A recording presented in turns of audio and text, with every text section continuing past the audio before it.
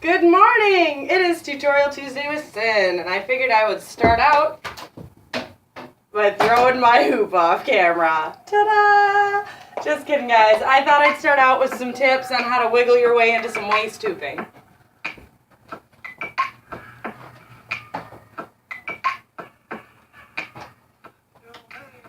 So if you've seen me hoop, you're aware of the fact that,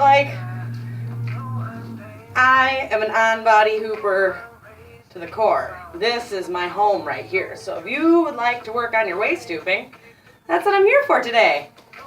Hopefully we can get some things going. So first thing that you want to work on is your stance. There are a couple different ways you can stand a waist hoop. Initially, like I was just doing, I keep my feet shoulder width apart. And I naturally spin clockwise as opposed to counterclockwise like most of my hooper friends. So it's important to try in both directions so that you can see which way your natural current is, and it's also important to practice in both directions to keep your muscle tone even and the way that you're working them be even so you don't cause more problems for yourself. So we're going to stand shoulder width apart and just give it a turn, and you're just going to move side to side. See? And it even falls down on me. So when the hoop falls, don't get discouraged. It happens to everybody. Then you're going to try in the other direction, standing still, just alternating your hips back and forth. It doesn't matter if you've got super exaggerated motion. You have to move how you have to move the hoop. Don't be embarrassed. The next stance that I want you guys to try is I call it having a lead leg. So I put my right leg forward because I'm right side dominant, so that's my lead leg. And then I rock forward and backwards. So if I turn this way, you can see.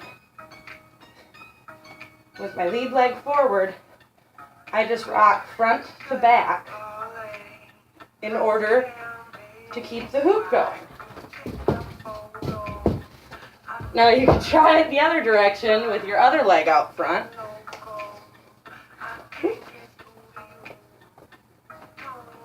And it's just rocking back and forth. Now for both of those, we were standing still, which is honestly quite difficult when it comes to waist hooping.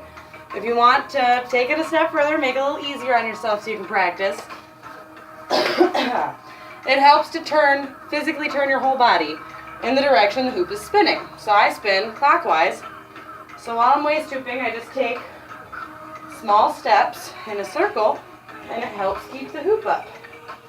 Now, while you're waist hooping, it's good to remember that you're trying to trace a circle with your body, pushing the hoop around you.